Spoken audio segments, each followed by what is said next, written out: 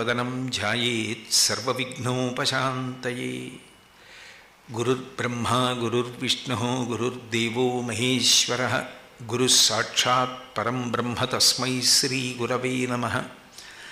व्यासाय विष्णुरूपाय व्यासरूपाय विष्णवे नमो वै ब्रह्मनिधये वासिष्ठाय नमो नमः।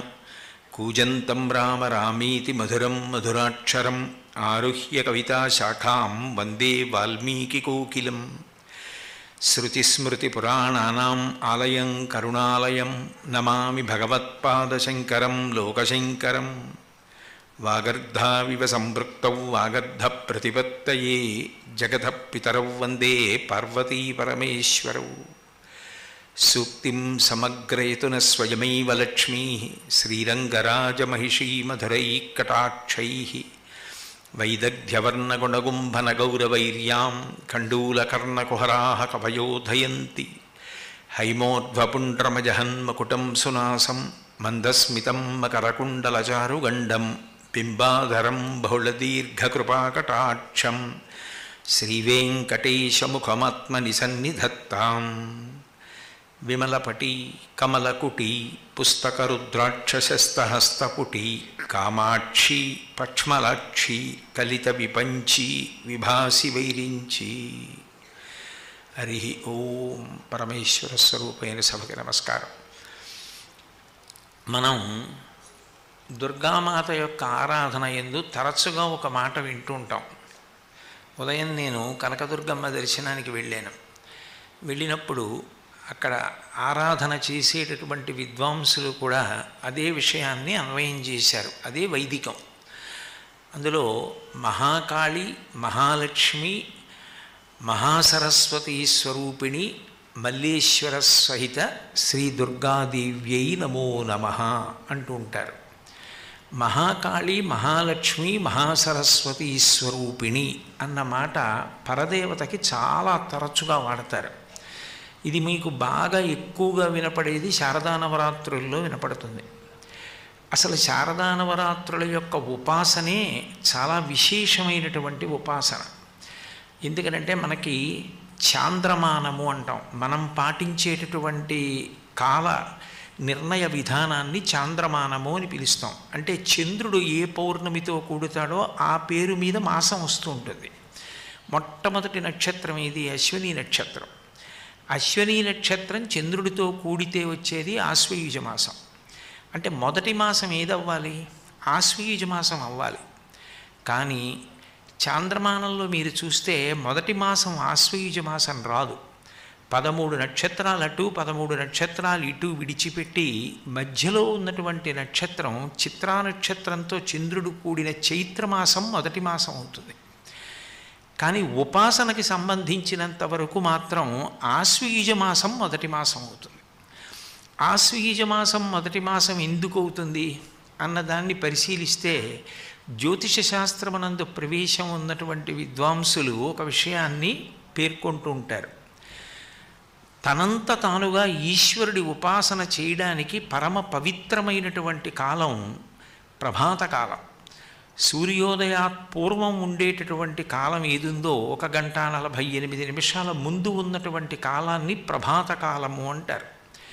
అది బ్రహ్మీకాలము, బ్రాహ్మీ ముహూర్తము అంటారు. అది ఈశ్వరారాధనకు అత్యంత యోగ్యమైనటువంటి కాలం. ఆ కాలం ప్రతిరోజు ఉదయం వేళ వస్తుంది.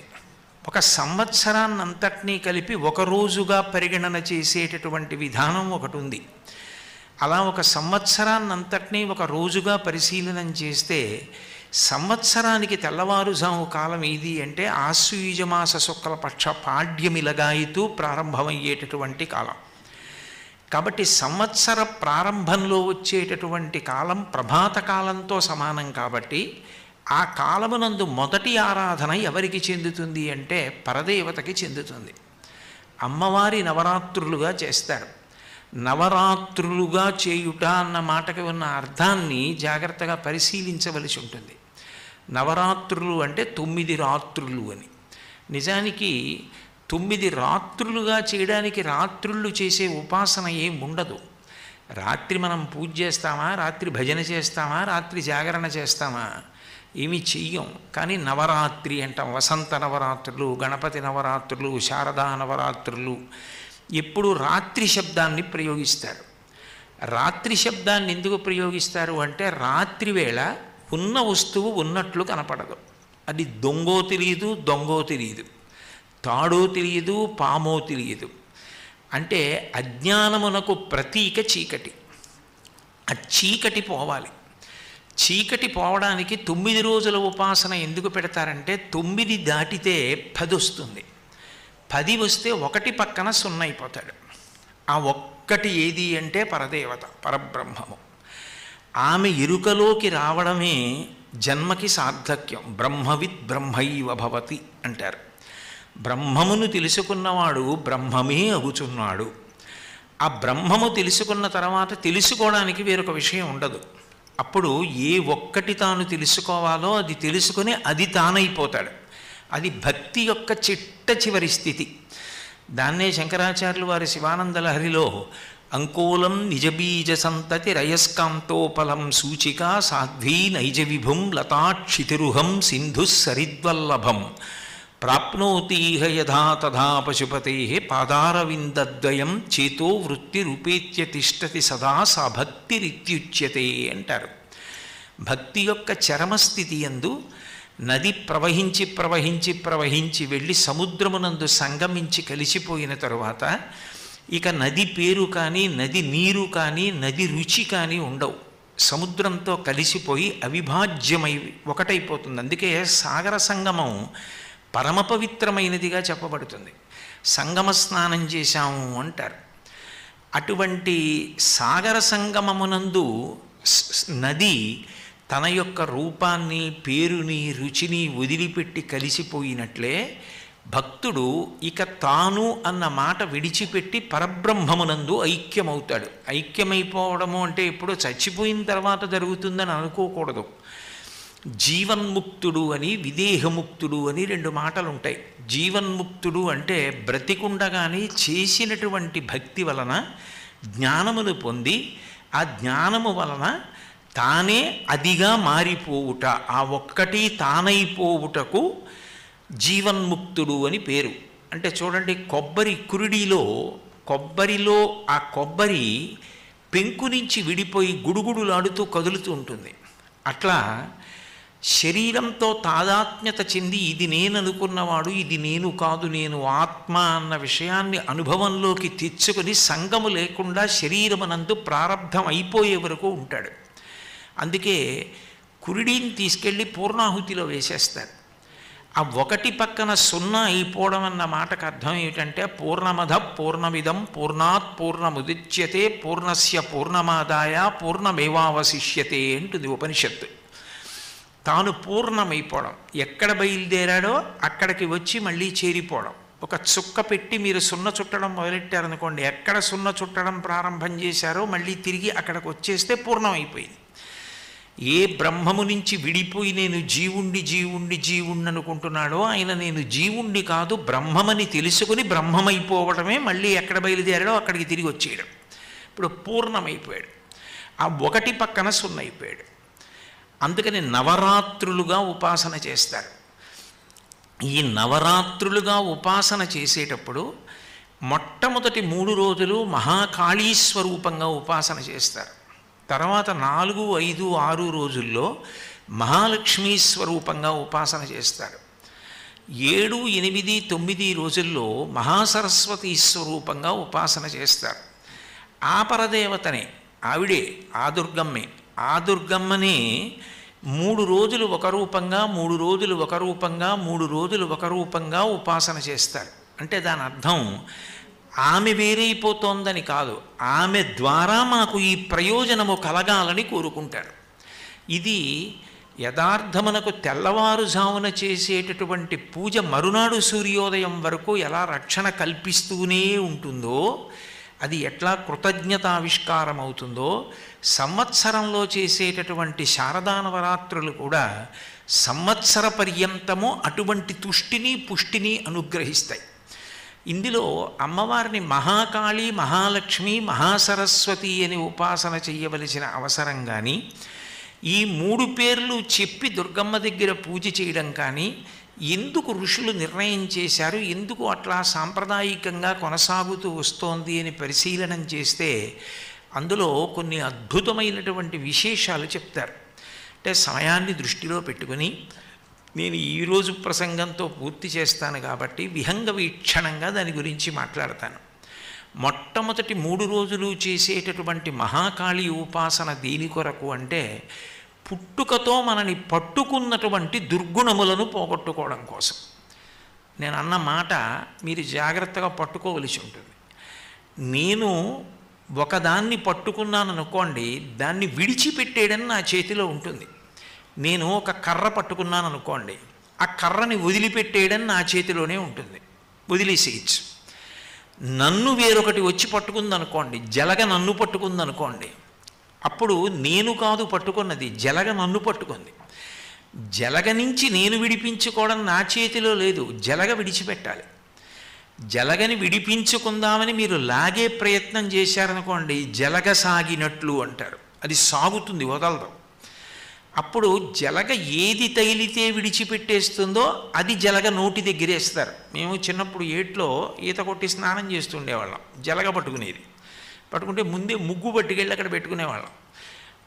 పెట్టుకుని ఆ ముగ్గు తీసి జలగ ఎక్కడ పట్టుకుందో అక్కడ దాని నోటి దగ్గర వేస్తే దానికి ఆ ముగ్గు వాసన వచ్చినా, ముగ్గు తగిలినా విసుగు, అది వెంటనే వదిలిపెట్టి కింద పడిపోతుంది, లేకపోతే అది నెత్తురు లాగుతుంది. కాబట్టి జలగ విడిచిపెట్టడానికి జలగకి ఇష్టం లేనిది ఏది వేస్తారో, అలా మనని పట్టుకున్నది ఏదుందో దుర్గుణం, అది మనని విడిచిపెట్టేసేటట్టుగా ఏది కావాలో అది ఇవ్వగలిగినది ఎవరు అంటే అమ్మవారే. ఆవిడే ఇవ్వాలి. జన్మతః మనం ఎంత వద్దు అన్నా మనని పట్టుకునేవి 6 ఉంటాయి. అందుకని వాటిని షడ్రిపులు అంటారు. కామ, క్రోధ, లోభ, మద, మోహ, మాత్సర్యములు. ఈ 6 ఎప్పుడూ మనిషిని పట్టుకుని ఉంటాయి. వీటికి అభ్యాసం అక్కర్లేదు. వీటికి గురువుగారి దగ్గరికి వెళ్ళడం కానీ, పుస్తకాలు చదువుకోవడం కానీ, శిక్షణా తరగతులకు వెళ్ళడం కానీ అవేం అవసరం లేదు. మనిషి కామాన్ని పొందడానికి ఎక్కడికో వెళ్ళి ఏవో అభ్యాసం చేయక్కర్లేదు, పుట్టుకతో వచ్చేస్తుంది. కామము అంటే అన్ని వేళలా స్త్రీ పురుష సంబంధమైన కామముగా భావన చేయకూడదు. నిరంతరము పుట్టేటటువంటి కోరికలు ఏ ఉన్నాయో వాటిని కామము అని పిలుస్తారు. ఇప్పుడు ఈ కామము ఏం చేసేస్తూ ఉంటుంది అంటే మనిషిని గిర్ర గిర్ర గిర్ర గిర్ర తిప్పుతూ ఉంటుంది. మనిషి జన్మ యొక్క ప్రయోజనాన్ని కానీ, కాలము యొక్క విలువను కానీ తెలియనివ్వదు. అది సుడిగాలి వచ్చినప్పుడు ఒక ఎండుటాకు ఎలా తిరుగుతుందో, కామమునకు వశపడిపోయినటువంటి వ్యక్తి అట్లా తిరుగుతూ ఉంటాడు. ఎప్పుడూ ఏదో కోరిక, ఆ కోరిక తీర్చుకోవడానికి ప్రయత్నం చేసి ఏదో తీసుకొస్తూ ఉండడం. అగ్నిహోత్రంలో నెయ్యి పోస్తే అగ్నిహోత్రం ఆరుతుంది, నీళ్లు పోస్తే ఆరుతుంది. ఎన్నిసార్లు ప్రయత్నం చేసి ఎన్ని కోరికలు తీర్చుకున్నా కొత్త కోరికలు పుడుతూనే ఉంటాయి. అయితే ఇక్కడ మీరు ఒక విషయాన్ని జాగ్రత్తగా పరిశీలనం చేయవలసి ఉంటుంది. అమ్మవారి అనుగ్రహము అన్న మాటకు అర్థం ఏమిటంటే, దుర్గమ్మని మహాకాళీ స్వరూపంగా ఎందుకు ఆరాధన చేస్తారంటే, ఏ కోరికలు మనలోంచి పుడుతున్నాయో ఆ కోరికలు పుట్టకుండా చేసేయమని ఎవరూ చెప్పరు. ఎందుకనంటే అవసరములు అని కొన్ని ఉంటాయి. చతుర్విధా భజంతే మాం జనా సుకృతినోర్జున ఆర్తో జిజ్ఞాసురర్థార్థి జ్ఞానీచ భరతర్షభ అంటాడు.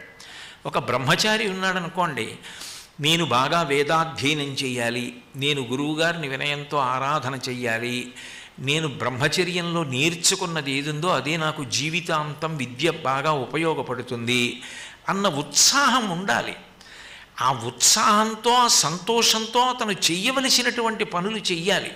అసలు మనసుకి ఉత్సాహం ఉండకూడదు, ఏ కోరిక ఉండకూడదు, అలా నిద్రాణంగా మనిషి పడి ఉండాలి అని శాస్త్రాలు చెప్పవు. అసలు పరమోత్సాహంగా ఉండాలి ఇప్పుడు అని చెప్తుంది రామాయణంలో.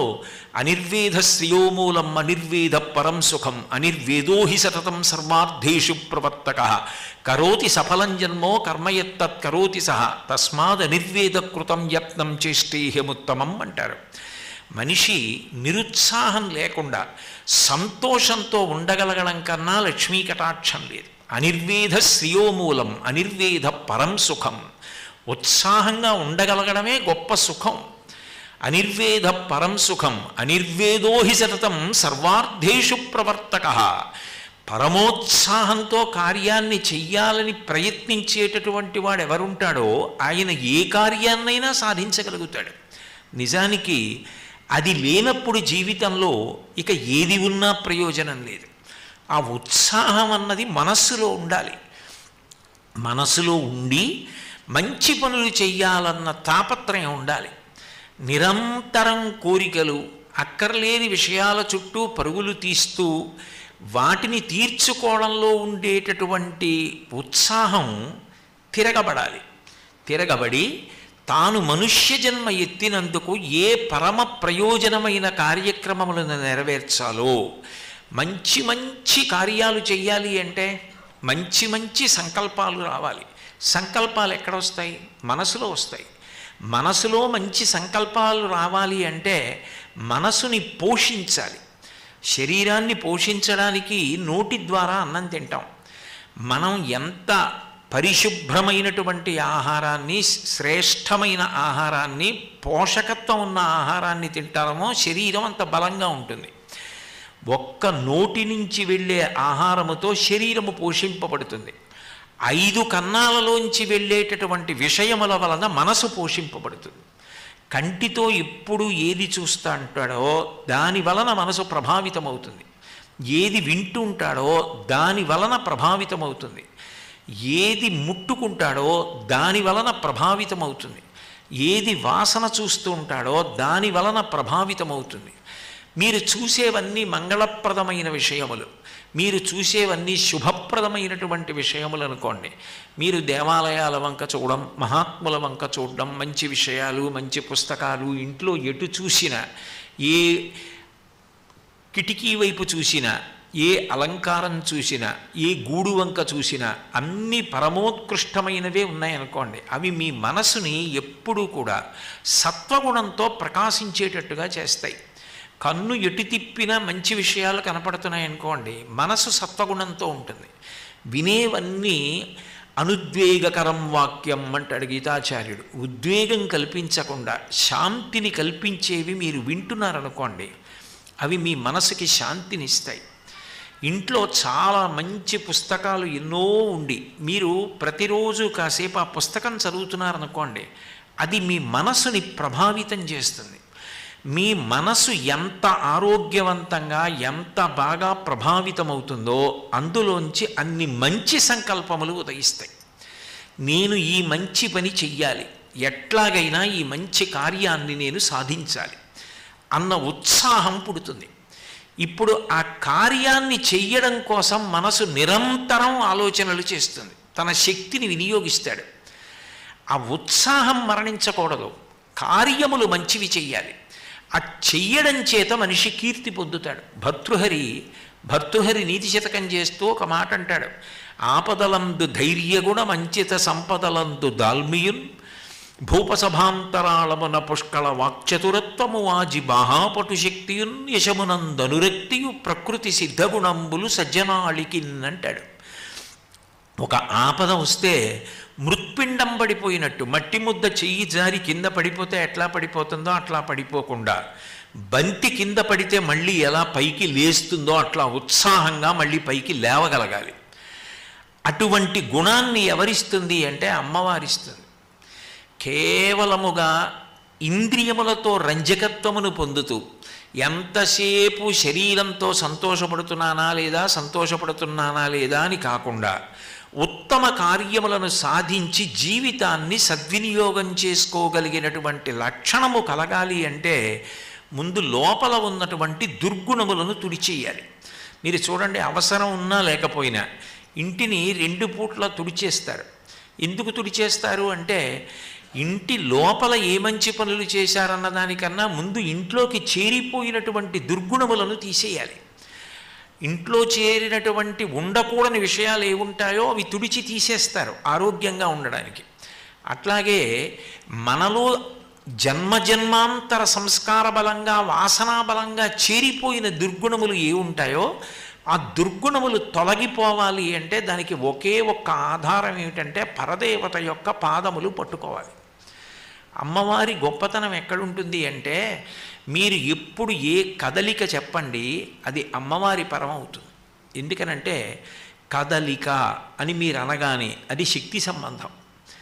ఏ కదలిక అయినా అమ్మవారి అనుగ్రహంతోనే జరుగుతుంది. నేను ఇప్పుడు మాట్లాడాలంటే మాట్లాడడం అన్న కదలిక నాలో ఉన్న వాయువు కదిలి పైకొచ్చి బ్రహ్మరంధ్రం దగ్గరికి వెడితే ఇప్పుడు వెళ్ళకూడదు బయటికి అట్నించని వెనక్కి తోసేస్తే అది నా నోట్లోకి వచ్చేటప్పటికి నా మెదడులో వచ్చినటువంటి ఆలోచనలకు అనుగుణంగా కదిలినటువంటి నాలుక చేత నొక్కబడినటువంటి వాయువు సొట్టలబడి అక్షరములు పదములై పదములు వాక్యములై పైకి వచ్చి నా భావం మీ చెవుల గుండా వెళ్ళి మీకు అర్థమయ్యేటట్టుగా నేను చెప్పగలగడం అన్న కదలికలన్నీ కూడా పరదేవత యొక్క అనుగ్రహమే.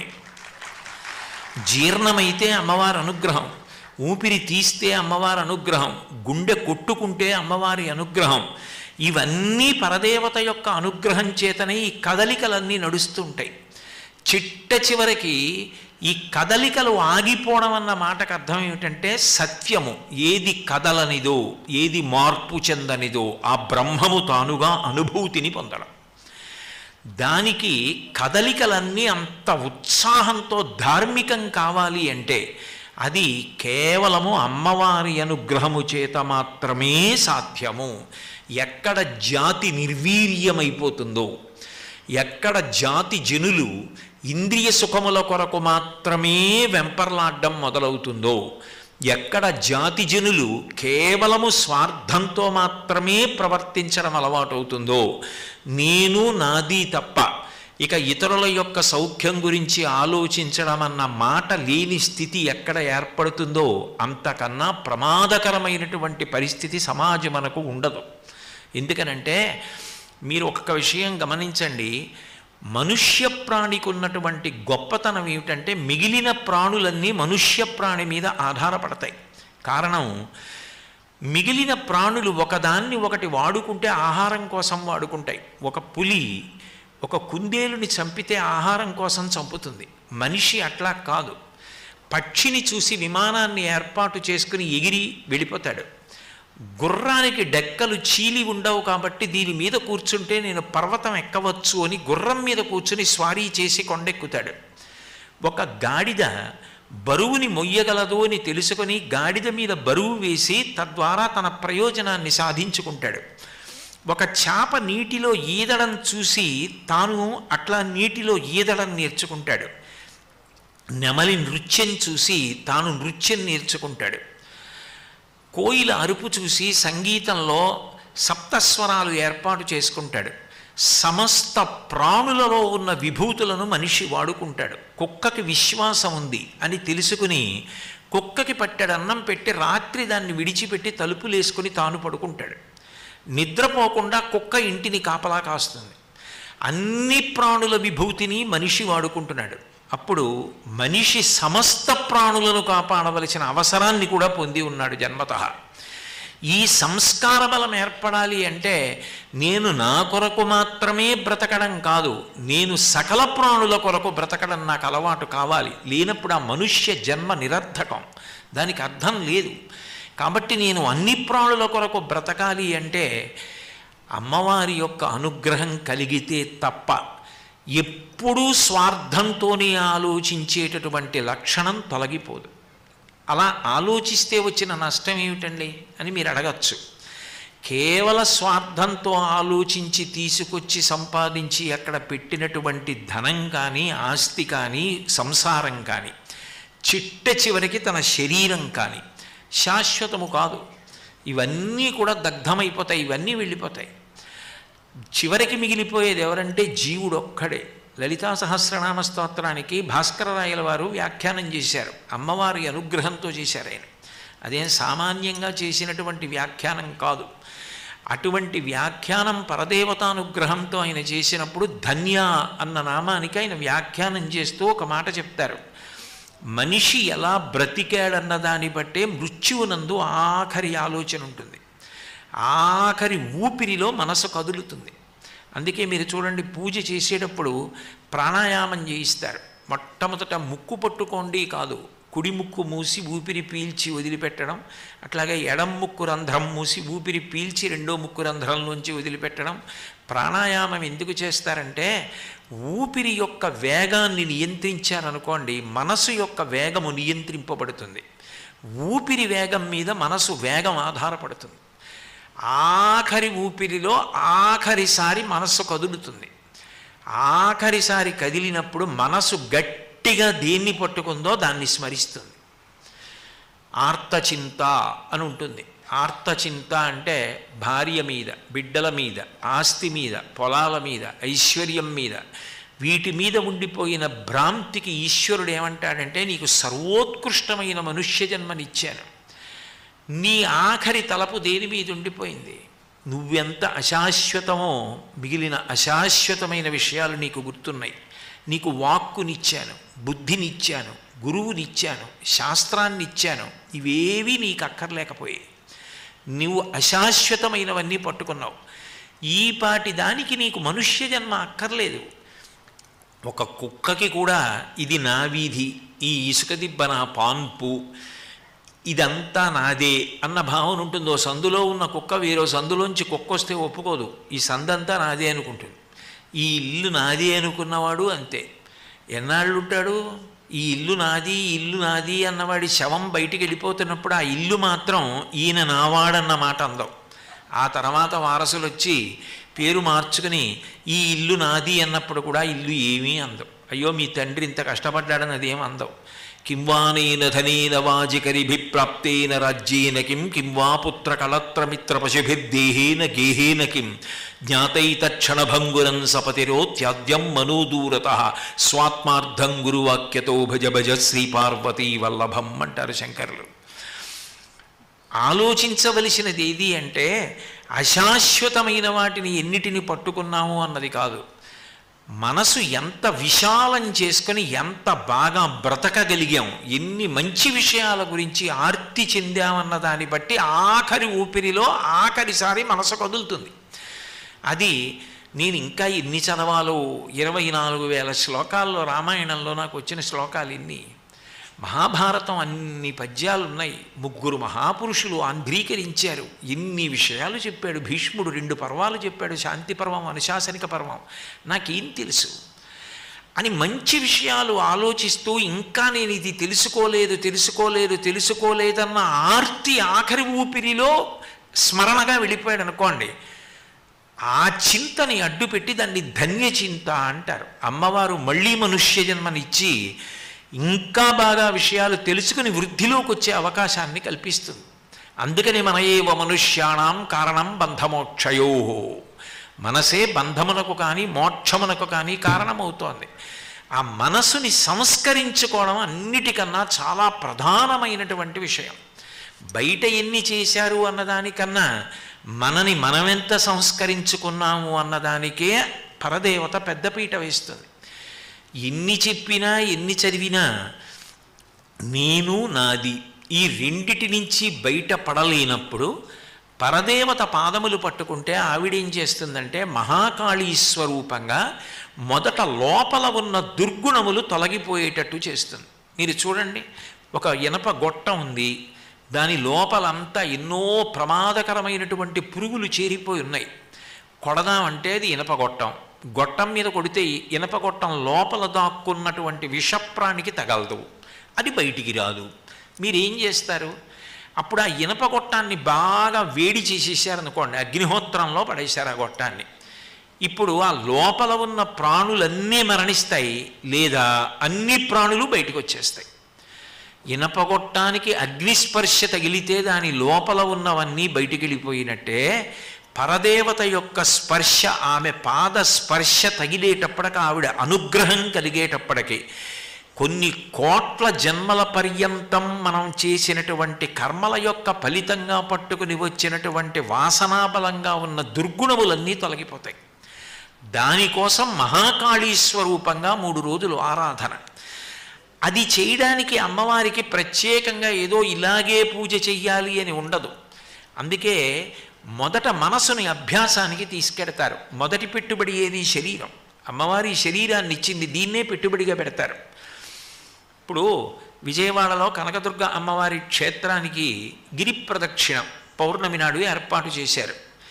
ఒక పౌర్ణమి నాడు నేను అమ్మవారికి ప్రదక్షిణం చేస్తాను అని తనకున్న శక్తిని అంతటినీ ఉపయోగించి నేను ఈ పౌర్ణమి నాడు అమ్మవారికి ప్రదక్షిణం చేసేటప్పుడు శ్రీమాత్రే నమః శ్రీమాత్రే నమః ఇది తప్ప ఇంకొక మాట మాట్లాడను. ఇవాళ నా శరీరం బడలిపోయినా సరే గిరి ప్రదక్షిణం చేసి ఒక్క పౌర్ణమి సార్థక్యం చేసుకుంటానని అమ్మవారి చుట్టూ తిరిగాడు. ప్రదక్షిణం అని ఎందుకంటారంటే దక్షిణం అంటే కుడి.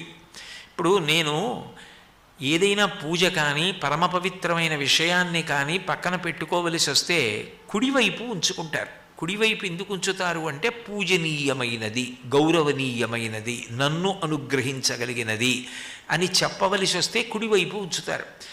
మహాభారతం విరాట పర్వంలో అర్జునుడు యుద్ధానికి వెడుతూ ఉత్తర కుమారుడితో చెప్తాడు, భీష్మ ద్రోణాది మహావీరులు ఉన్నారు, వాళ్ళందరూ కూడా నాకు గురుస్థానీయులు, అందుకని వెళ్ళేటప్పుడు రథాన్ని వాళ్ళు నాకు ఎడమవైపు ఉండేటట్టుగా రథం నడపద్దు, వాళ్ళు నాకు కుడివైపు మాత్రమే ఉండాలి, ఎందుకనంటే వాళ్ళు నాకు గురుస్థానీయులు, వారి గౌరవం తగ్గకూడదంటాడు. ప్రదక్షిణం అంటే ఎప్పుడూ కుడివైపు ఉంచుకుంటే ప్రదక్షిణం అంటారు. నేను ఇప్పుడు ఇలా నడిచి వెళ్ళాను అనుకోండి, ఈ ఆసనం నాకు కుడివైపుకు ఉంటుంది, నేను మళ్ళీ ఇలా నడిచి వచ్చాను అనుకోండి ఎడం వైపుకి వస్తుంది. కాకుండా చుట్టూ తిరిగాను అనుకోండి ఎప్పుడూ కుడివైపుకే ఉంటుంది. ప్రదక్షిణం ఎందుకు చేస్తారంటే మీకు నేను ప్రదక్షిణం చేస్తున్నాను అంటే దాని అర్థం ఏమిటంటే మీ వలన నేను ఉద్ధరింపబడాలి, నన్ను ఉద్ధరించగలిగిన శక్తి నీకుంది కాబట్టి నీ చుట్టూ గుండ్రంగా తిరుగుతున్నాను. ఈ తిరిగేటప్పుడు నా భావజాలమంతా నీ యందు ఉంచుతున్నాను. తేలిక మార్గం నామస్మరణ చేస్తూ నామము చెప్తూ అంతటా పరదేవతనే దర్శనం చేస్తూ ఆ కొండ చుట్టూ తిరుగుతారు. ముందు శరీరంతో ప్రారంభం, ఆ తర్వాత మంచి పుస్తకాలు చదవడం, ఇవన్నీ చేస్తూ వెళ్ళగా వెళ్ళగా వెళ్ళగా వెళ్ళగా ఆ తల్లి మహాకాళీ స్వరూపమై దుర్గుణములను తీసేయడం మొదలు పెడుతుంది. ఒక్కొక్క దుర్గుణం వదిలిపెట్టేస్తుంది. వదిలిపెట్టేస్తే ఇప్పుడు దుర్గుణములు పోయినంత మాత్రం చేత సార్థక్యత ఎలా కలుగుతుంది? సద్గుణములు కలగాలి. ఇవి పోయిన స్థానంలోకి మంచి గుణాలు రావాలి. ఈ మంచి గుణములు రావడం అదే పరదేవత, మళ్ళీ ఎవరో కొత్తగా తీసుకొచ్చి పెట్టడం ఉండదు. మళ్ళీ 3 రోజులు దుర్గమ్మ చుట్టూ తిరిగితే ఇంకో 3 రోజులు ఇంకో దగ్గరికి వెళ్ళాలండి అని ఉండదు. ఆ దుర్గమ్మయే మహాకాళీ స్వరూపమై దుర్గుణములను తీసేస్తే ఆ దుర్గమ్మయే మహాలక్ష్మీ స్వరూపమై సద్గుణములను నింపుతుంది. అందుకని తర్వాత 3 రోజులు ఆరాధన. ఏం 3 రోజులు ఎందుకండి? 4 రోజులు ఉండకూడదా? 5 రోజులు ఉండకూడదా? అంటే సనాతన ధర్మంలో ఎప్పుడైనా సత్యం అని చెప్పవలసి వస్తే 3 మార్లు చెప్తారు. రామాయణంలో నేను సీతమ్మని రాముడికి ఇచ్చి వివాహం చేస్తాను, ఊర్మిళని లక్ష్మణస్వామికి ఇస్తాను అని చెప్పవలసి వస్తే జనక మహారాజు గారు తిర్దదామి న సంశయ అంటాడు. 3 మాటలు నేను ఇస్తున్నాను ఇస్తున్నాను ఇస్తున్నాను అంటున్నాను. ఇలా అంటున్నాను అంటే నసంశయ, ఇందులో అనుమానం లేదు. ఏదైనా 3 మాటలు అన్నారు అంటే అది సత్యం అని గుర్తు. అందుకే ఆచమనం చేస్తే 3 మాటలు, మంగళసూత్రం కడితే 3 ముళ్ళు, శాంతి శాంతి శాంతి 3 మాటలు అండం. 3 రోజులు ఉపాసన చేశారంటే శ్రద్ధకి ఆవిష్కారం. ఈ చెప్పబడిన విషయమునందు నాకు అనుమానం లేదు. శాస్త్రస్య గురువాక్యస్య సత్యబుద్ధ్యావధారణ సాశ్రద్ధ గణితా సిద్భి యా వస్తూపలభ్యతే అంటారు శంకరులు భాష్యంలో. శాస్త్రము చెప్పినది, గురువుగారు చెప్పినది తిరుగులేని సత్యం అని నమ్మకం కలిగి ఉండడం శ్రద్ధ. అందుకని 3 రోజులు ఉపాసన. 3 రోజులు ఉపాసన చేస్తే పోయిన దుర్గుణములు ఏవున్నాయో అవి మళ్ళీ వచ్చే అవకాశం ఉండదు. అంటే ఇంకా 3 రోజులు చేసి ఇంక చెయ్యక్కర్లేదా అండి అని కాదు. తర్వాతి 3 రోజులు మహాలక్ష్మీ స్వరూపంగా ఉపాసన. ఇప్పుడు అమ్మవారు ఏం చేస్తుంది అంటే సద్గుణములను నింపుతుంది దాని స్థానంలో. అదే ఎప్పుడూ స్వార్థంతో ప్రవర్తించడం పోయి 10 మంది కోసం బ్రతకడం నాది మనుష్య జన్మ. నాకు ఒక అపూర్వమైనటువంటి ఉపకరణం ఉంది, మిగిలిన ఎవ్వరికీ లేని ఉపకరణం నా దగ్గర ఉంది. అమ్మవారు నాకు పుట్టుకతో ఇచ్చింది. అది ఎవరికి ఇవ్వలేదు. 84 లక్షల జీవరాశులలో పరదేవత అంత గొప్ప ఉపకరణాన్ని ఒక్క మనుష్యునకు మాత్రమే ఇచ్చింది. ఆ ఉపకరణమే స్వరపేటిక. మాట్లాడగలిగినటువంటి శక్తి మనుష్యునకు ఉంది తప్ప ఇక ఏ ఇతర ప్రాణికి లేదు. కేవలము మాట చేత మనిషి తరించిపోగలడు. భగవన్నామం చెప్పడం అలవాటైందనుకోండి, అదొక్కటి చాలు మనిషిని తరింపజేసేస్తుంది. నోరు విప్పితే భగవన్నామం పలకడం అలవాటైనటువంటి వాళ్ళు కూడా మరణకాలంలో ఆ యమధర్మరాజు గారి యొక్క భటులు వచ్చినప్పుడు కపవాత పైత్యములు పెరిగిపోతే భయంకరమైన రూపాలతో ఆ యమభటులు నా ఎదురుగుండా కనపడుతుంటే నేను భగవన్నామం పలకలేనేమోనని ఇప్పుడు పలుకుతున్నాను వినవయ్యా అని చెప్పుకున్నారు. ధర్మపురి క్షేత్రంలో తెలంగాణలో ఆ నరసింహస్వామి క్షేత్రం ఉంది. ఆ నరసింహస్వామి క్షేత్రంలో శేషప్ప అని ఒక గొప్ప కవి, ఆయన నరసింహ శతకం చేశాడు. అందులో అంటాడు ఆయన, బ్రతికియున్నన్నాళ్ళు నీ భజన తప్పను కాని మరణకాలమునందు మరతునేమో ఆ వేళ యమదూతలాగ్రహంబున వచ్చి ప్రాణముల్ పెకలించి పట్టునప్పుడు కపవాత పైత్యముల్ కప్పగా శ్రమచేత కంపముద్భవమంది కష్టపడుచు నారాయణాయంచు నా జిహ్వతో నిన్ను పిలుతునో శ్రమచేత పిలువలేనో నాటికిపుడి నీ నామస్మరణ చేతు చివినిడవయ్య భూషణ వికాస శ్రీధర్మపుర నివాస దుష్ట సంహార నరసింహ దురిత దూరా అంటాడు. భగవన్నామం పలకడానికి ఒక్క మనుష్య ప్రాణికి మాత్రమే అధికారం. వాక్కుని వేదం అగ్నిహోత్రంగా చెప్తుంది. అగ్నిహోత్రం ఎలా కాల్చేస్తుందో అజ్ఞానాన్ని వాక్కు అలా కాల్చేస్తుంది. పెద్దల దగ్గరికి వెళ్ళినప్పుడు మంచి మాటలు 2 చెవులు దొప్పలు చేసుకుని జుర్రుకుని వింటారు. నోటితో జుర్రుకోవలసింది చెవులతో జుర్రుకుంటారు. జుర్రుకుని విని లోపల జాగ్రత్తగా నిక్షిప్తం చేసుకుంటారు. ఎందుకని అంటే చెవులు భగవంతుడిచ్చినందుకు వినగలిగిన అదృష్టం, తెలుసుకోగలిగిన అదృష్టం మనిషికి ఉంది. భద్రం కర్ణేభిః శృణుయామదేవాః అంటుంది వేదం. మా చెవులు భద్రముగా ఉండుగాక, మంచి విషయములు వినుగాక, మంచి మాట మాట్లాడుగాక. ఎంత కష్టంలో ఉన్నవాడు కానివ్వండి, మనం ధనం ఇవ్వక్కర్లేదు, మంచి మాట మాట్లాడితే శాంతిని పొందుతాడు. ఉరిపోసుకుని చనిపోదామనుకున్నటువంటి సీతమ్మ కూడా మంచి మాట వినేటప్పటికీ మళ్ళీ ప్రాణాల మీద ఆశ పొందింది రామాయణంలో. అందుకే సుందరకాండ చివరిలో హనుమ రామచంద్రమూర్తి దగ్గరికి వెళ్ళి ఒక మాట అంటారు, తతోమయావగ్భిదధీన భాషిత శివాభిరిష్టాభిరభిప్రసాదిత జగామ శాంతిం మమ మైథిలాత్మజ తవాపి శోకేన తదాభిపీడిత అంటారు. నేను నా మాటల చేత సీతమ్మకి మనశ్శాంతి కల్పించాను. నా మాటల చేత సీతమ్మ మనసులో ఉన్న శోకాన్ని తొలగించాను. ఇప్పుడు సీతమ్మకి మరణించాలనేటటువంటి ఆలోచన లేదు. కేవలము నువ్వు ఆమె కోసం శోకిస్తున్నావని ఆమె నీ కోసం శోకిస్తోందంతే. అంటే ఇప్పుడు ఆమె మనసుకి శాంతిని నేను వాక్కుల ద్వారా కల్పించానన్నారు. వాక్కు శాంతికి కారకం, వాక్కు అజ్ఞానం పోవడానికి కారణం. అటువంటి వాక్కులకు ఆధారమైన స్వరపేటికని దుర్వినియోగం చేస్తే అది ఇచ్చిన పరదేవత గమనిస్తుండదా? నోరిచ్చింది కదా, స్వరపేటిక ఇచ్చింది కదా అని వదరి మాట్లాడడం అలవాటైందనుకోండి, ఇచ్చిన తల్లికి తెలియదా? మళ్ళీ ఇంకొక జన్మలో స్వరపేటిక ఉన్న జన్మను ఆవిడిచ్చే అవకాశం ఉంటుందా? కాబట్టి ఆమెకు కృతజ్ఞులమై, కదలికలు ఆమెవి కాబట్టి, తల్లి నువ్విచ్చిన స్వరపేటిక నాకు జన్మజన్మాంతరముల యందు ఉండాలి, నాకు మనుష్య జన్మ కావాలి, నేను సాధన చెయ్యాలి, నీ నామం పలకాలి అన్న ఉత్సాహంగా మారుతుంది. అంటే దుర్గుణములు పోయి దాని స్థానములో సత్సంకల్పములు, సద్వినియోగం చేసుకునే లక్షణం, అది కామము విషయంలో జరుగుతుంది. క్రోధము అంటే వచ్చిన కోపాన్ని విడిచిపెట్టలేకపోవడం, ఇక అదే పనిగా పగపట్టి అవతల వాణ్ణి ఎలా పాడు చేద్దామని ఆలోచన చేయడం. అలా పగపట్టి ఆలోచన చేయడం చాలా ప్రమాదకరమైనటువంటి లక్షణం. ఏదైనా ఒక దోషం ఉందనుకోండి, అది ఉపేక్షించవలసిన దోషమైతే ఉపేక్షించాలి. అది ప్రమాదకరమైనది అనుకోండి, దానికి దూరంగా మీరు ఎట్లా ఉండాలో ఆలోచించాలి. అంతేకాని పగని పెంచుకొని పాడు చేసే లక్షణం, ఆలోచన చేసే లక్షణం ఉండకూడదు. అందుకే క్రోధమునకు విరుగుడు ఎక్కడుంటుంది అంటే క్షమయందు ఉంటుంది, ఓర్పు పట్టడంలో ఉంటుంది. అసలు నిజానికి ఓర్పు అన్నది ఉండవలసినది ఎవరికి అంటే మనిషికే. అందులో స్థానం ఎంత గొప్పదో ఓర్పు అంత ఎక్కువ ఉండాలి. ఒక సామాన్యుడికి కోపం వచ్చిందనుకోండి, దాని తీరు వేరు. ఒక మహాత్ముడికి కోపం వచ్చిందనుకోండి, ఆయన నోటితో ఏదైనా అన్నాడు అనుకోండి, అది అట్లాగే జరుగుతుంది.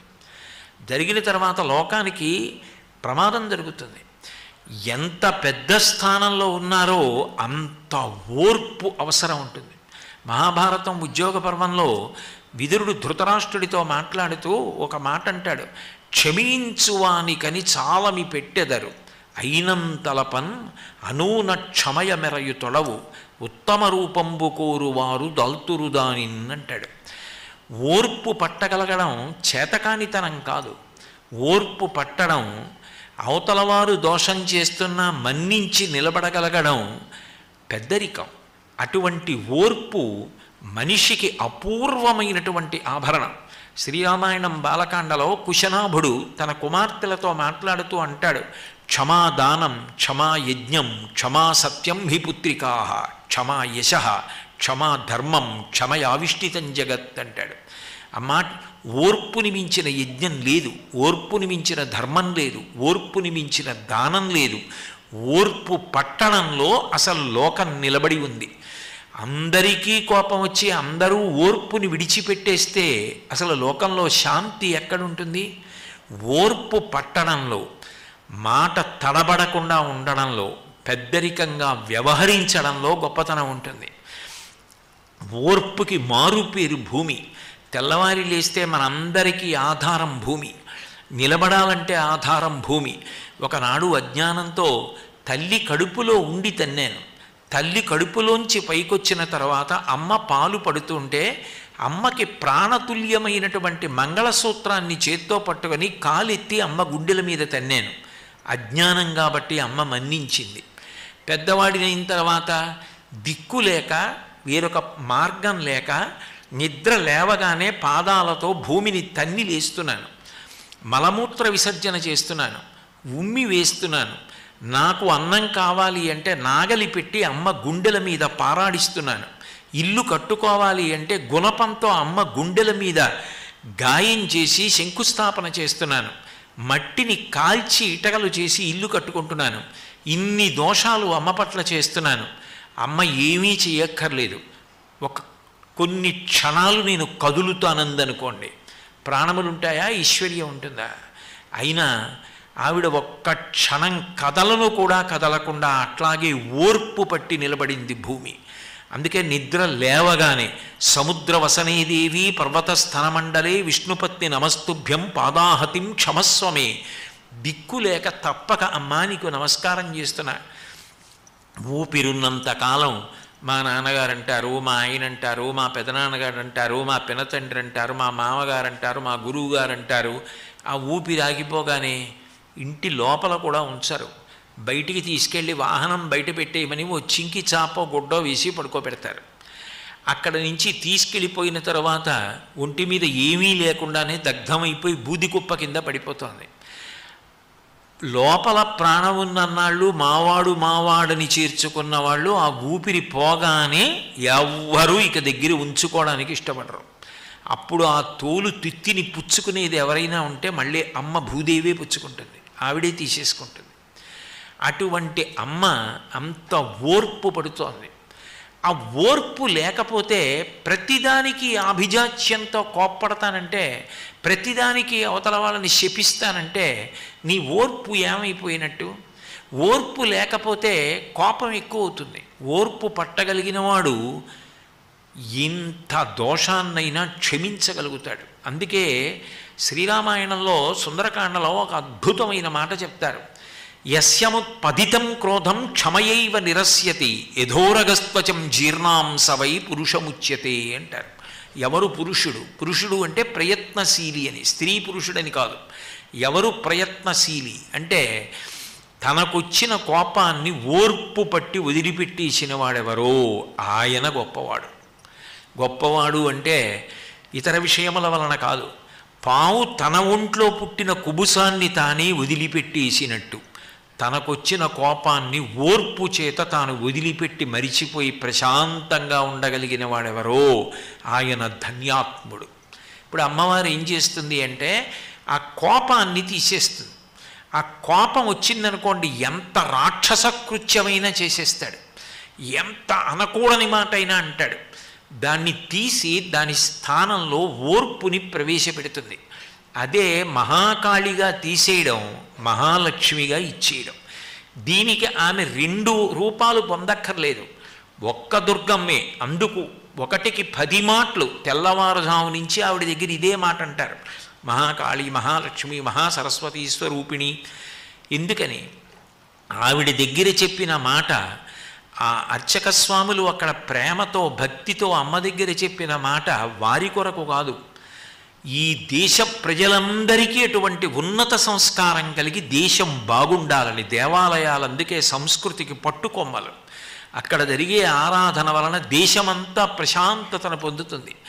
కాబట్టి దుర్గుణములను తీస్తుంది, సద్గుణమును ఇస్తుంది. క్రోధమును తీసి క్షమను ఇస్తుంది. అట్లాగే లోభము అంటే ఎప్పుడూ దాచుకుంటూ ఉండడం, ప్రతిదాన్ని తీసుకొచ్చి దాచేస్తూ ఉండడం. సృష్టిలో ఏ ఒక్క ప్రాణికి కూడా ద్రవ్యం అన్న మాట లేదు. వాటికి అవసరములు చాలా చాలా తక్కువ. మీరు ఏ ప్రాణిని గమనించండి, దానికి అవసరములు చాలా తక్కువ. ఏ ప్రాణి వస్త్రధారణ చెయ్యదు. కాబట్టి దానికి చీనాంబరములు కట్టుకుందాం, ఇటువంటి వస్త్రాలు కడదాం, అటువంటి వస్త్రాలు కడదాం, దానికి అవసరం లేదు. దానికి ఇల్లు కట్టుకోవడం అన్న మాట చాలా ప్రాణులకు ఉండదు. రాత్రి అయ్యేటప్పటికి దానికి ఏది భద్రమైన స్థానం అనిపిస్తుందో అక్కడికి పోయి పడుకుంటుంది అంతే. దానికి ఉన్న అవసరం తినడం. దానికి ఏదైనా అనారోగ్యం వచ్చిందనుకోండి, ప్రకృతిలో విరుగుడు లభిస్తే లభించింది, లేదా భరించి మరణిస్తుంది. తప్పించి అది వైద్యశాలకు వెళ్ళడం, కాగితాలకి విలువతో ముద్రణ చేసుకుని దాన్ని సంపాదించి కోట్లకి కోట్లు దాచిపెట్టడం, సమాజాన్ని పాడు చేయడం, ఇవన్నీ ఏ ప్రాణికి లేవు. ఈ జాడ్యం అంతా ఎవరి దగ్గర వస్తుంది అంటే మనుష్య ప్రాణి దగ్గర వస్తుంది. తాను నిర్మించుకున్న విషవలయంలో తానే మనిషి చిక్కిపోతాడు. అటువంటి స్థితిలో ఆ లోభగుణం, ఇది ఇంత సంపాదించి ఇంత తీసుకొచ్చి దాచి చిట్ట చివరికి నేనంటూ పట్టుకెళ్ళేది ఏముంటుంది? నేను తీసుకెళ్ళడానికి ఏమీ లేదు. భార్య గుమ్మం వరకు వచ్చి ఆగిపోతుంది, కొడుకు శ్మశానం వరకు వస్తాడు. తల పగిలిపోయిన తర్వాత కపాల మోక్షం అయిపోయిందని కాటికాపరి దూరం నుంచి చెప్పిన తర్వాత కొడుకు కూడా స్నానం చేసి వెళ్ళిపోతాడు. మహాభారతం అనుశాసనిక పర్వంలో పార్వతీదేవితో మాట్లాడుతూ పరమశివుడు అంటాడు, అప్పుడు జీవుడు ఒక్కడు లేచి నిలబడతాడు పైన. తను ఇంతకాలం ఇంత కష్టపడి పోషించి నేననుకున్న శరీరం కూడా అగ్నికీలల్లో దగ్ధమై బూది కుప్పయి పడిపోతుంది. పడిపోయిన తర్వాత జీవుడు ఒక్కడే నిలబడి చీకటి పడుతుంటే భయభ్రాంతుడైతే అప్పుడు అందరూ వెళ్ళిపోతారు. పార్వతి, నేను కూడా లేకపోతే చచ్చిపోయిన వాడు 100 మాటలు చచ్చిపోతాడని సాయం కోసం వల్లకాట్లో నేను కాపరం ఉన్నానంటాడు శివుడు. కాబట్టి ఇవి ఏవి శాశ్వతములు కాదని తెలిసి కూడా భ్రాంతి పోగొట్టుకోలేక అన్నీ తీసుకొచ్చి ఈ సంపాదించినదేదో అది కాదు వెంట వచ్చేది, ఏ మార్గంలో సంపాదించావన్న దాన్ని బట్టి నీ పాపపుణ్యములు ఒక్కటే నీ వెంట వస్తాయి. ఎంతమంది వెళ్ళిపోయారు. రామకృష్ణ పరమహంస ఒకసారి కూర్చుని ఉండగా శిష్యుడు వచ్చి అడిగాడు, భగవంతుడు ఇన్ని విషయాలు చక్కబెట్టాలి కదా, అసలు ఆయన పకపక నవ్వడానికి అవకాశం ఉంటుందా అని అడిగాడు. అడిగితే పరమహంస అన్నారు, అసలు భగవంతుడు ఎప్పుడూ నవ్వుతూ ఉంటాడన్నారు. ఎందుకు నవ్వుతాడు అలా, ఎప్పుడు ఎలా నవ్వగలడని అడిగాడు శిష్యుడు. అడిగితే పరమహంస అన్నారు, ప్రతిరోజు ఎవడో ఒకడు భూమిని కొనుక్కున్నానని కొలతలు ఇస్తుంటాడు. ఆ కొలతలు వేసిన వాడిని చూసి భగవంతుడు పకపక నవ్వుతాడు. ఈ భూమిని ప్రారంభంలో నేను సృష్టించాను, ఆ తర్వాత ఇలా ఎన్ని కోట్ల మంది కొలతలు వేశారు. కొలతలు వేసిన వాళ్ళందరూ ఆ మట్టిలోనే కలిసిపోయారు. మళ్ళీ వీడు బయలుదేరాడు వాళ్ళ తాడట్టుకుని కొలతలు వేయడానికి. వీడెంతకాలం ఉంటాడని నవ్వుతూనే ఉంటాడు భగవంతుడు అన్నాడు. అట్లా సంపాదించద్దని శాస్త్రాలు చెప్పవు గృహస్థుని, నిజానికి సంపాదించమనే చెప్తాయి.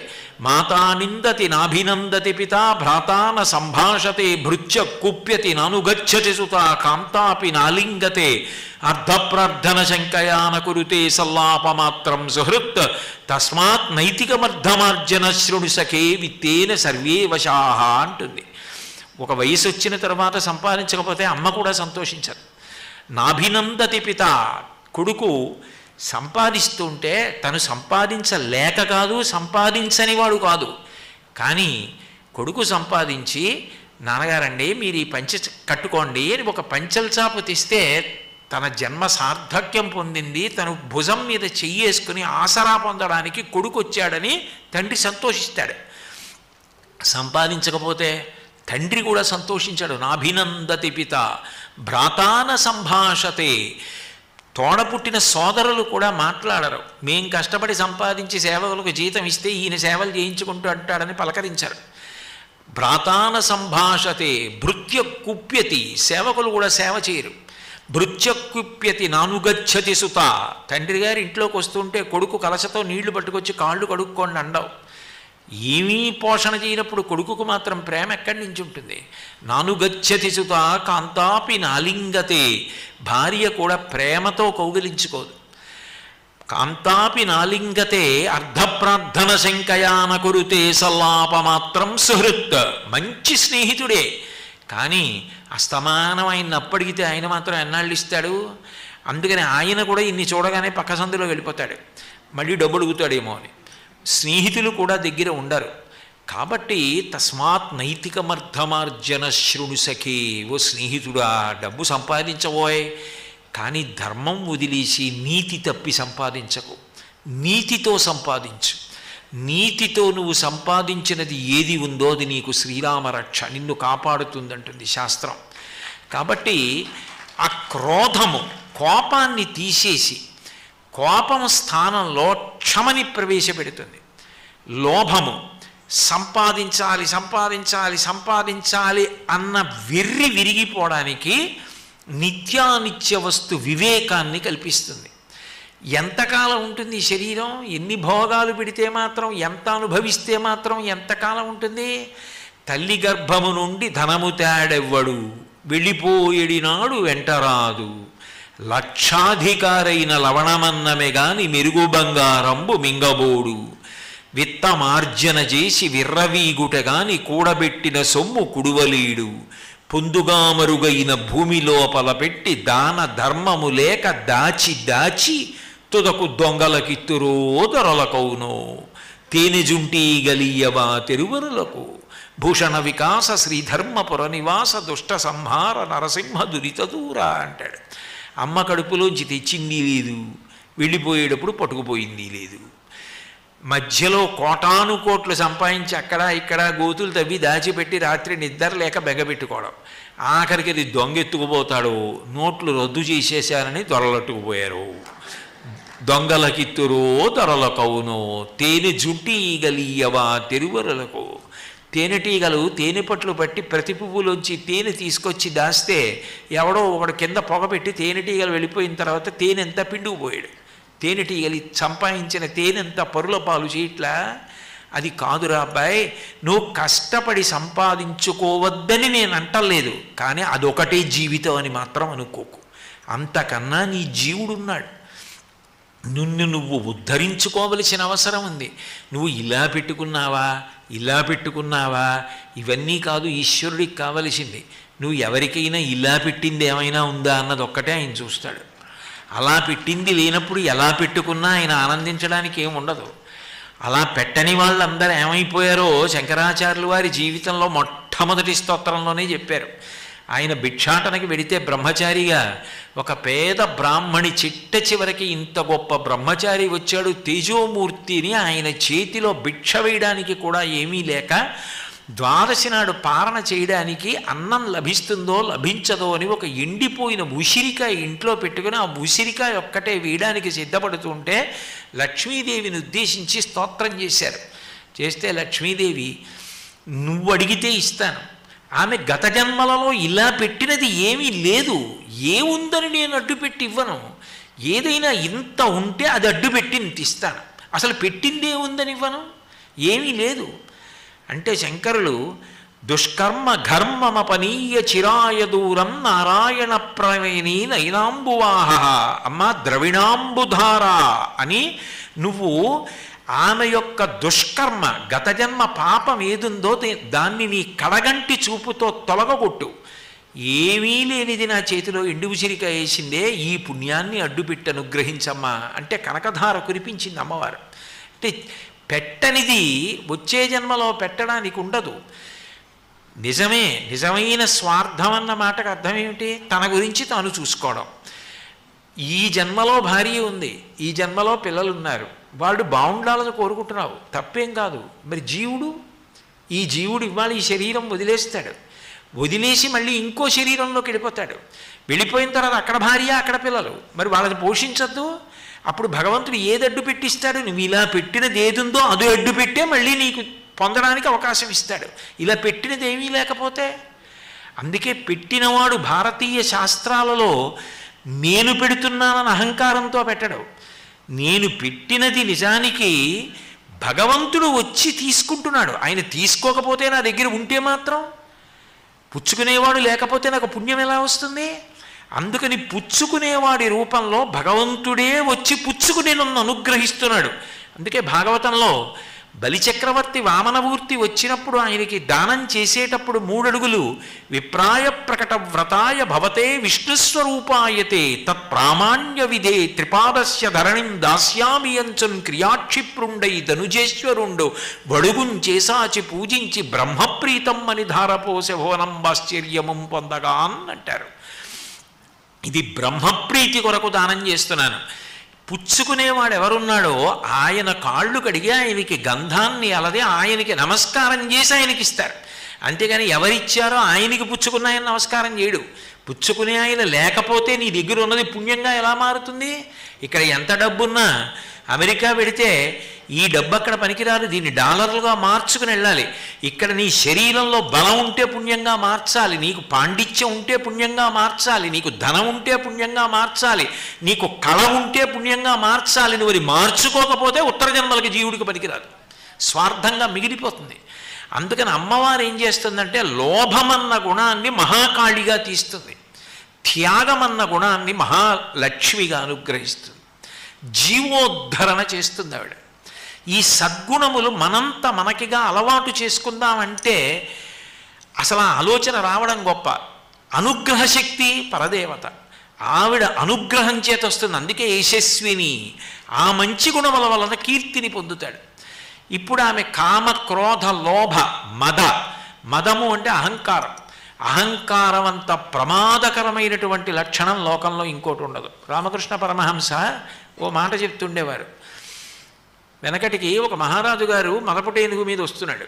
వస్తుంటే అక్కడే కన్నంలో ఉన్నటువంటి ఒక కప్ప పైకి లేచి కాలు పైకెత్తి, ఏమి నేను ఇక్కడ ఉన్నానని తెలియదా, ఇలా వస్తున్నావు, ఒక్క తన్ను తంతాను పక్క నుంచి వెళ్ళు అంది. రామకృష్ణ పరమహంస శిష్యుడు చూసి పరమహంసని అడిగాడు, అది కప్ప కదా, ఏనుగు మీద కాలు ఎత్తుతోంది ఏమిటి, అలా ఎందుకు జరిగిందని. సమస్తం తెలుసుకోగలిగిన శక్తి పరమహంసకు ఉండేది. ఆయన అన్నారు, ఈరోజు మధ్యాహ్నం ఇలా ఒక వ్యక్తి లాల్చీ వేసుకొని నడిచి వెళ్ళాడు. ఆయన లాల్చీకి కన్నం ఉంది, అందులోంచి చిన్నది కనుక గుండ్రంగా ఉంటుంది కాబట్టి పావలాకాసు జారి కింద పడి ఆ కన్నంలోకి దొల్లి వెళ్ళింది. ఇప్పుడు కప్ప దగ్గర పావలా ఉంది, అందుకని అది ఏనుగు మీద కాలెత్తింది అన్నారు. అహంకారం అట్లా ఉంటుంది, ఏదో ఒకటి అడ్డు పెట్టుకుని అహంకారం. అహంకారానికి నాకేమీ లేదండి, నాకు అసలు ఇలాంటి పట్టింపులు లేవని అహంకారం. అహంకారానికి కారణం ఏమిటి? అహంకారానికి ఏదో ఒకటి అడ్డు పెట్టుకుని అహంకారం.